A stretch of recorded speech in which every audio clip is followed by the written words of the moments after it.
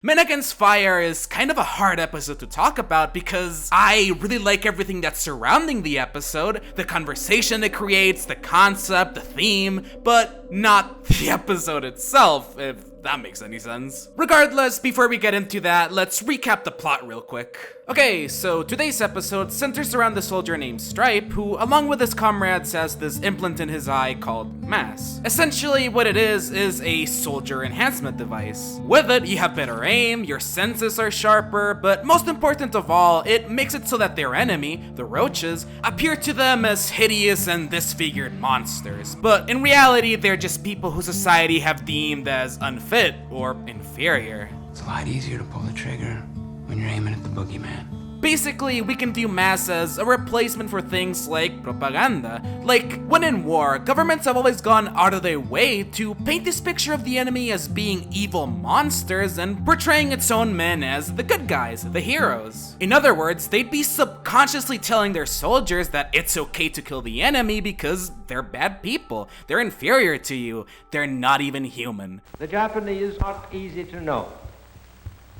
I've lived among them for 10 years, and I can testify that they are as different from ourselves as any people on this planet. The real difference is in their minds.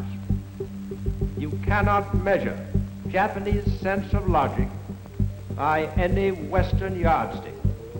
Their weapons are modern, their thinking 2,000 years out of date.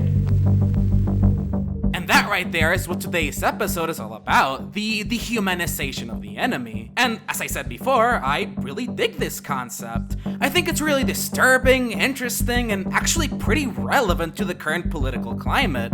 How both sides of the spectrum have grown to see each other as the literal devil, and anyone who doesn't align with either group 100% is somehow seen as something even worse than the devil. But unfortunately, I felt that the episode didn't really live up to its concept or reach its full potential. I think this is due to a bunch of reasons, but we'll start with the most obvious one: the characters. Now, I'm the type of guy who can sit through the most generic and bland plots as long as the characters are interesting, and sadly, Men Against Fire has easily the weakest characters in the whole series. There is not a single character in the entire episode that's even remotely likable or interesting in the slightest. RMC, Stripe, literally has no personality. He's basically a blank slate akin to a silent video game protagonist. Like, I couldn't tell you a single defining trait about him if I tried. Then there's the rest of his platoon who have this really edgy, fuck yeah, let's kill shit mentality. They're horribly unlikable. Like, to put this into perspective, even when I was under the impression that these guys were killing literal zombies, I still didn't like them. You can run around, even put me down, I'll still be there for you. That being said though, and where things get a tad more complicated, is that I'm fully aware that the characters being and acting this way was a deliberate choice by the writers, and a really clever one at that. Basically, all throughout the episode, it's implied that the soldiers' personalities are the way they are because of the MASS. The MASS essentially removes any and all traces of sympathy, empathy, fear, and on top of that, if they do their job well, it rewards them in the form of blue dreams, basically. The way it works is that these dreams are used as an additional incentive for killing roaches. Damn, first time out, he gets 2. You lucky motherfucker, man.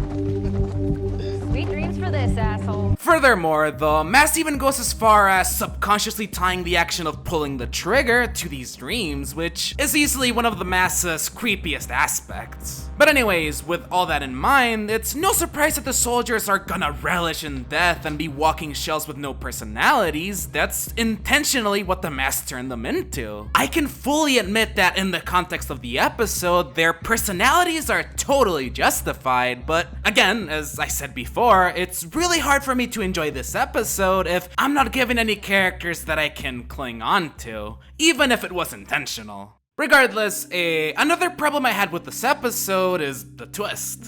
Now, on paper, the revelation that Stripe and the others were actually hunting humans is great. And hell, the scene where the psychologist explains everything to him is easily the best part of the episode, but here's the thing. The problem I have with the twist is that I felt it should have hit me a lot harder than it did. What I mean is, unlike Black Mirror's previous twists, I wasn't really blown away here. I was intrigued, sure, but I wasn't shocked or anything. And I think I reacted this way because, to me, Black Mirror's strongest episodes have always been the ones that fall under a moral gray zone. Episodes which can be interpreted in completely different ways depending on your personal values and beliefs. In Men Against Fire, however, the story presented here is unfortunately very black and white.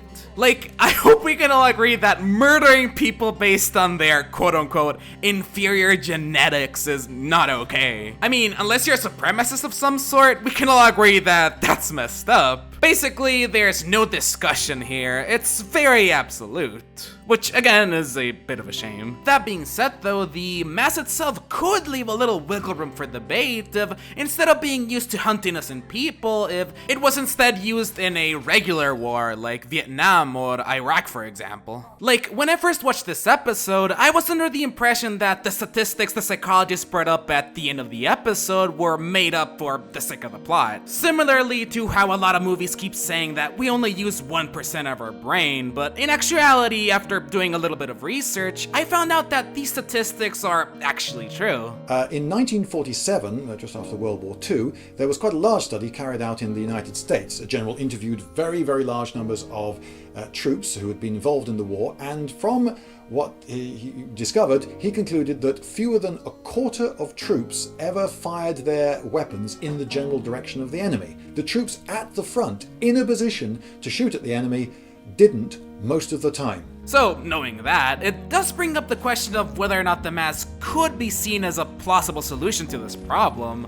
On one hand, if everybody on both sides had every intention to kill, it would most likely lead to far larger casualty counts for sure, but on the flip side, PTSD would probably not even be a thing anymore, and it could also lead to shorter wars. You know, there's an interesting conversation that could be had here, but again, that's unfortunately not something the episode really explores that much. Anyhow, to round things up, I think it's pretty apparent that I wasn't that big a fan of this one, but I want to make it clear that this is still a pretty decent episode. It's not bad, it's just that I felt it could have been so much more. But anyways, that's pretty much all I got for this one. I really hope you liked the video, and yeah, that's that. Thanks for watching.